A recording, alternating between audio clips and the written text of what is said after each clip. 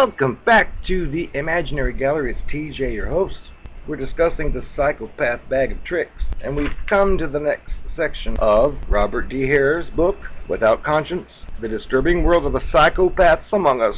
When we last spoke about the power of labeling, next is long-distance diagnosis. In this section, Hare tells us about a story, one of his life's more satisfying coincidences. Somebody from CBS had called him and asked him to comment on a possible link between psychopathy and the personality of Iraqi President Sadam Hussein. The Persian Gulf War was at its height, and the general population was swamped all day and all night by images and commentary on every aspect of the hostilities and the politics generating them. They were trying to predict Hussein's next move, and it was an obsession, a global obsession, and CBS apparently decided to get some expert opinion involved. However, Hare says that he declined the invitation. Like the top of the head diagnosis furthered by Dr. Death, which will be coming up in a few pages, the long-distance diagnosis of public figures, even by experienced diagnosticians, can easily become a parody of professional procedure. The result can be a form of glorified gossip, lent credence not by the facts, but merely by the expert's credentials. In the case of Sadam Hussein, the dangers were especially evident, as they were apt to hear repeatedly during the early days of the war. The first victim of the war is true, but the highly influential variables of culture, religion, and other components of a belief system profoundly different from ours called for careful study and understanding from anybody who is attempting to make a psychological diagnosis. Which makes sense. You wouldn't take somebody from another culture who does things completely different than you and think, oh, they're mentally ill because they do things this way. No. During this same time period, Daniel Goleman reported on remarks by a Dr. Gerald Post, who is a professor of psychiatry and politics at the George Washington University. In a testimony to the U.S. Senate, Dr. Post depicted the Iraqi president as suffering from malignant narcissism, a severe personality disorder that leaves him grandiose, paranoid, and ruthless. Even lay people got in on the act. Appearing on CNN, which stands for Counterfeit News Network, on February 13th of 1991, Representative Robert Dornan described Hussein as socio-psychopathic. How about narcopathic? In his New York Times article, this Coleman guy went on to show that psychological profiles of public figures have their roots in Freudian theories and have been considered to be valuable by the United States government, but that experts differ in their opinions on their worth.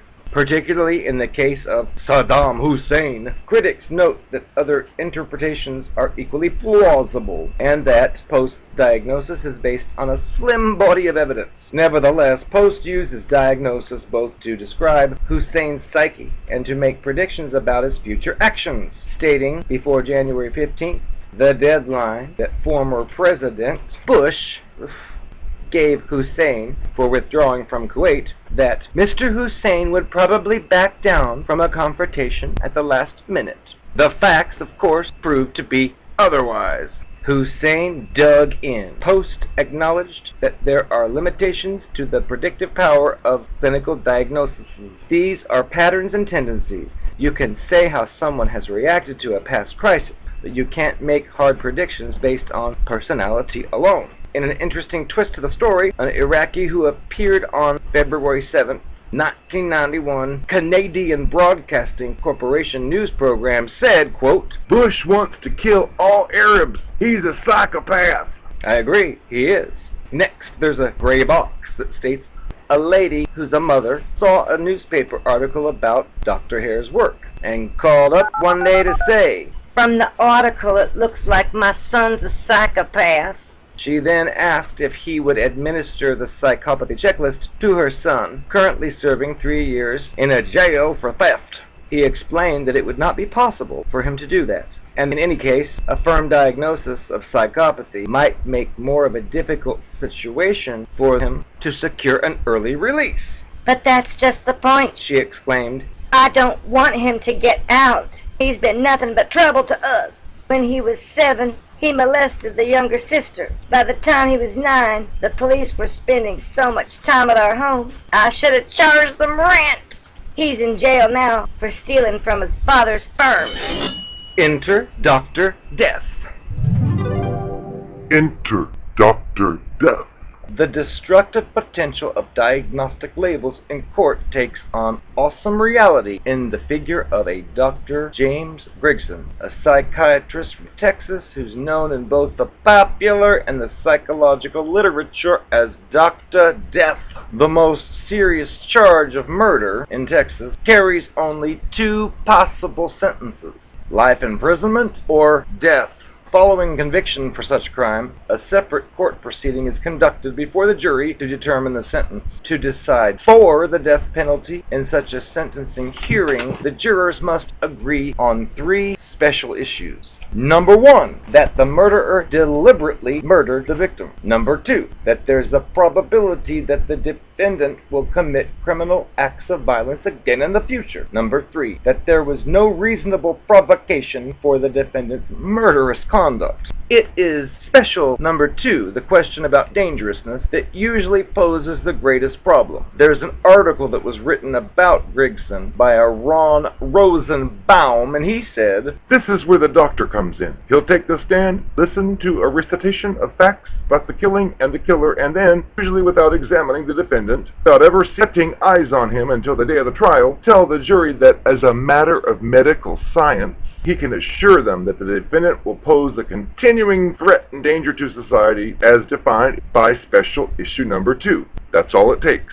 The writer went on to recount his harrowing travels with Grigson, who testified in 3 capital sentencing trials in 2 days, and whose testimony ended up in a jury decision to execute all 3 of the cases. His description of the doctor on the stand is undoubtedly very worrisome to any conscientious researcher or clinician. Instead of a detailed examination of the defendant, they used what's known in legal parlance as a hypothetical. The prosecutor verbally paints a detailed hypothetical picture of an offender, drawn from the defendant's criminal record and other files. Then he asks the doctor, based on the description, "Do you have an opinion with reasonable medical probability as to whether the defendant will commit criminal acts of violence that will constitute a continuing threat to society?" In the case of Aaron Lee Fuller, convicted of beating up an old lady to death and sexually assaulting her corpse in the course of robbery of her home, Rosenbaum quoted Grigson's answer to whether a hypothetical killer resembling Fuller, the defendant, would ever kill again. "What is your opinion, please, sir?" That absolutely there's no question, no doubt whatsoever that the individual you described that has been involved in repeated escalating behavior of violence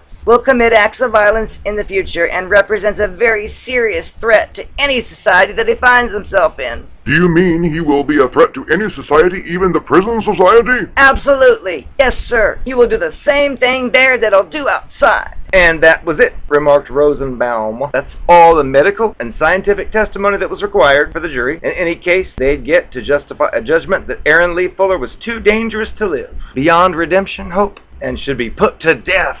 Grigson described a defendant as a severe sociopath when he gave a positive response to a particular hypothetical. However, it is apparent that the term is a synonym for psychopathy as described in this book. In an article on the ethics of predicting dangerousness, Charles Ewing noted that Grigson alone testified in this manner in more than 70 capital sentencing hearings, 69 of which resulted in death sentences. He went on to point out that Grigson's not unique, that juries base their decisions on expert testimony of this kind all across our country. The U.S. Supreme Court has upheld as admissible expert testimony by psychiatrists such as Grigson on the condition that the expert state the prediction in language that indicates it represents his or her opinions only. The nature of the trial system allows such an opinion to be challenged by other experts, but some experts are a great deal more convincing than others. Rosenbaum noted that Grigson, as one of the more flamboyant testifiers, has a charismatic power to override any obstacle on the way of convincing a jury that he is right. Grigson's approach to expert witnessing is unusual, to say the least. Proper diagnostic procedure, as defined by the standards of practice of psychological and psychiatric associations, requires the careful examination and testing of the individual and adherence to a widely accepted, reliable diagnostic criteria. In Dr. Hare's view, he thinks that Grigson's diagnostic procedures and facile conclusions he draws are objectionable on scientific and clinical grounds, but they reflect an odd belief in his own infallibility as a judge of character. Even under the most ideal conditions, even with access to high-quality information and strict diagnostic criteria, psychiatric diagnoses and predictability are not error-free. When a diagnosis has profound implications not only for the treatment, but for the very life of the individual, we must make certain that it is accurate within acceptable limits. Even if a perfect diagnosis is possible, it's not. Their ability to accurately prevent recidivism or violence is limited simply because of the variables that constitute a diagnosis represent only a fraction of the individual, social, and environmental factors that determine antisocial behavior. Nevertheless, there's a lot of evidence that a careful diagnosis of psychopathy based on the psychopathy checklist greatly reduces the risks associated with decisions in the criminal justice system. Properly used, it can help to differentiate the offenders who pose little risk to our society from those who are at a horrible risk for recidivism and violence in our society. I am the Narcopath. I'm the narcopath of your dreams. I'm the most beautiful narcopath you've ever dated. I understand you have questions about something that you all call love bombing, whatever that is. If you're referring to my initiation of you into my world, well, we can talk. I don't live by such textbook words. When I met you, I know that the story I told you was that I wasn't dating anybody else, and Just happened to see you and thought you were pretty enough. I gave you my phone number. Little did you know, I'd done that same trick on 10 different guys and a girl in the very same week, but that ruins my business. I couldn't tell you that, so I strategically altered each story for each person. For you, as far as you knew, I randomly saw you, was so overtaken with emotion, gave you my phone number for a day, and look what happened. We dated for weeks and months. I was playing my cards right the whole time. You have no idea how much stress I was under because you were just being your flippant usual self, casual and happy, and I was sitting there trying to think of the next scheme I could use to solidify you into my life because I looked in your bank account and you had enough money for me and my teeth. So I wasn't willing to let you go, even though I had dates every day. especially those nights you were busy. I just told you I was going to read a book and curl up in bed. I sure did curl up in bed, but not all by myself. What do you expect? It's your fault. You should have been with me every single night. Regardless. I know you had some friends, you had your neighbors next door, and you had your roommate. When I first started dating you, notice how I paid attention. Everybody in the room. We used to get together. We used to watch True Blood. Remember that show? I should have started. I tried, but they rejected me. I auditioned. I wasn't good enough. I'd show up on our Sunday evening. I'd look around the room and survey. When you were just your clueless self, I was taking inventory. I had to get close to every single one of those people in that room because I was going to need them later on, whether it be for helping me or if they proved to be inconvenient, I'll know the way to destroy them. I'd look and I'd notice that girl, Chiquita, that sat on the couch. She was eating some carrot cake that comes from a Quick Trip. So I took note, checkmark in my brain. And that guy, football guy, he was there. He was drinking that Red Bull like there was no tomorrow. I put checkmark in my brain. For the next week, when I showed up, well, it was cold. A previously ice-cold Red Bull and a carrot cake, nice and wrapped in that plastic. And I said, Oh, I brought this for you. Oh, I brought this for you. why did I do all that? Well, I wanted them to like me. I was working on you. I had to incorporate them into my act. I would learn what they liked, bring it to them, flatter them. I was always sure to tell them how nice they looked, even when they looked disgusting, because people like that. I've learned. If you compliment people, they're more likely to trust you. Bingo!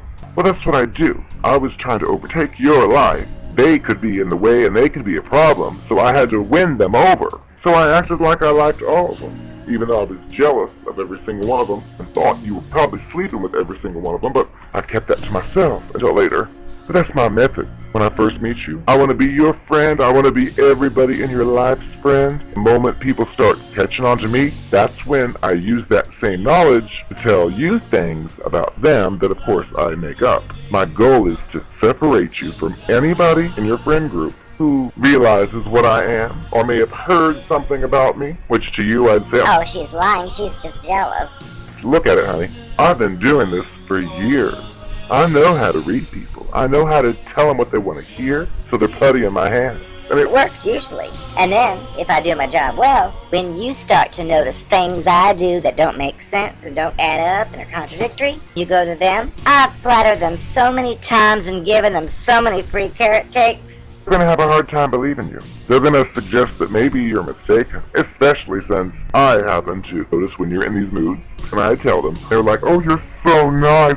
I know. I've done nothing mean ever. They don't have to know that I was making love to the guy's boss behind his back. Again, they don't need to know any of that. I've dated no one else but him. And I use them as well. Sometimes you'd be a little skeptical of me because I came on so strong. I never know how strong to come on when you act skeptical. Well, I make sure I get in good with all of your best friends, and I tell them every minute of the day just how much I love you, because I know it's going to get back to you when you say things to them like, She seems too good to be true. She does anything and everything I ask, even if I don't ask. well, honey, I knew all that. I would tell them, I'm just trying to be nice. He acts like he thinks it's wrong to be nice to someone. and that gets them on my side, and it gets them rooting for me and telling you how you need to get over whatever it is you're under and just give me the chance. Because I needed to get in and take over your life. I have nowhere to live. So I had to try to rush things. I just disguised that by saying, well, I can't help it. I feel so strongly for you, even though we just met yesterday. I'm in love. I can't help it. That's my technique.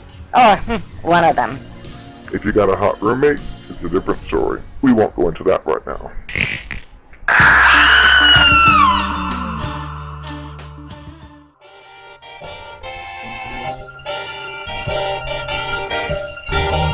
It's that old devil calling love again. Just behind me, and keeps getting me back sharp again. Putting rain in my eyes, tears in my dreams, lost my heart.